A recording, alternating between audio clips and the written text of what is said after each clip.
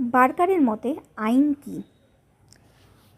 Ernst Barker প্রমুখ সামাজিক মনস্তত্ত্ববিদদের মতে শুধুমাত্র রাষ্ট্র কর্তৃক স্বীকৃত বা বৈধতাপ্রাপ্ত নিয়মাবলীর সংকলনকেই আইন বলে না, সামাজিক ন্যায়নীতিবোধের ওপরও সেই আইনকে প্রতিষ্ঠিত হতে হয়।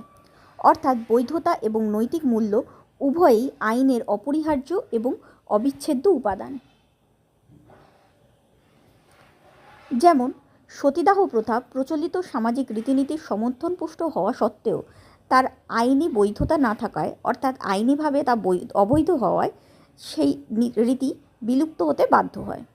আবার সার্বভৌম ইংরেজ সরকারের সমর্থনপুষ্ট হওয়া সত্ত্বেও সামাজিক মানদণ্ডে রাওলাট আইন, অর্থাৎ বিনা বিচারে রাষ্ট্রদ্রোহিতার অপরাধে আটকের আইন নৈতিক রূপে প্রতিষ্ঠিত হতে না পারায় সরকার ওই আইনকে অকার্যকর করতে বাধ্য হয়।